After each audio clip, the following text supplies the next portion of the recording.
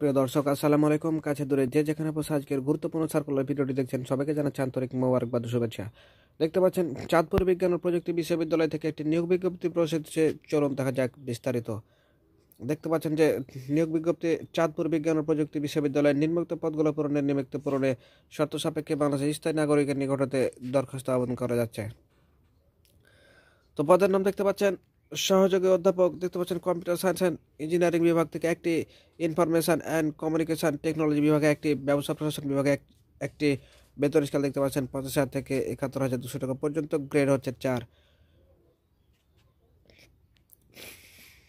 সহযোগী আপনার দেখতে পাচ্ছেন 2 নম্বর পদে সহকারী অধ্যাপক, দেখতে পাচ্ছেন কম্পিউটার সায়েন্স অ্যান্ড ইঞ্জিনিয়ারিং বিভাগ থেকে একটি, ইনফরমেশন অ্যান্ড টেকনোলজি বিভাগ থেকে একটি এবং ব্যবসা প্রশাসন বিভাগ থেকে একটি। বেতন দেখতে পাচ্ছেন 35,500 থেকে 67,010 টাকা পর্যন্ত। গ্রেড হচ্ছে 6।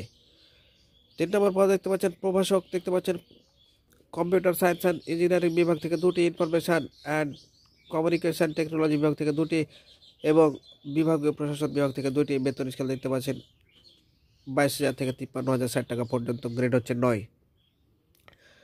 ল্যাব অ্যাসিস্ট্যান্ট দেখতে পাচ্ছেন কম্পিউটার সায়েন্স অ্যান্ড ইঞ্জিনিয়ারিং বিভাগ একটি, ইনফরমেশন অ্যান্ড কমিউনিকেশন টেকনোলজি বিভাগ থেকে একটি। বেতন স্কেল দেখতে পাচ্ছেন 11,000 থেকে 26,590 টাকা পর্যন্ত।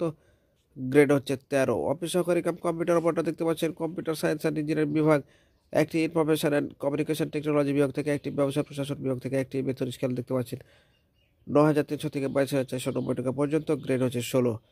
অফিস সহায়ক দেখতে পাচ্ছেন কম্পিউটার সায়েন্স অ্যান্ড ইঞ্জিনিয়ারিং বিভাগ একটি, ইনফরমেশন অ্যান্ড কমিউনিকেশন টেকনোলজি বিভাগ থেকে একটি, ব্যবসা প্রশাসন বিভাগ থেকে একটি। বেতন স্কেল 8,250 থেকে 20,010 টাকা পর্যন্ত। তো প্রিয় দর্শক, ডান দিকে দেখতে পাচ্ছেন তারা বেশ কিছু শর্তাবলী দিয়ে দিয়েছে। দেখতে পাচ্ছেন ডান দিকের ঘরটাতে আপনারা একটু নিজ দায়িত্বে সেটা একটু অবশ্যই জিনিসটা দেখে নেবেন যে কী কী তারা চেয়েছে, কী কী শিক্ষাগত যোগ্যতা চেয়েছে এবং কী ছবি লাগবে, কয় কপি ছবি লাগবে, বিস্তারিত দেওয়া আছে এবং নির্দেশনাবলী দেখতে পাচ্ছেন সব নিচে দেওয়া আছে। অবশ্যই কিন্তু আপনি তাদের নির্দেশনাবলী ভালোভাবে দেখে নেবেন, এ না হলে কিন্তু আপনার আবেদনটি বাতিল বলে গণ্য হতে পারে। তো এই ছিল আজকের মতো। ভিডিওটি ভালো লাগলে একটি লাইক করবেন এবং পরবর্তী ভিডিও সবার আগে পেতে চ্যানেলটি সাবস্ক্রাইব করে আমাদের সাথে থাকবেন। আল্লাহ হাফেজ।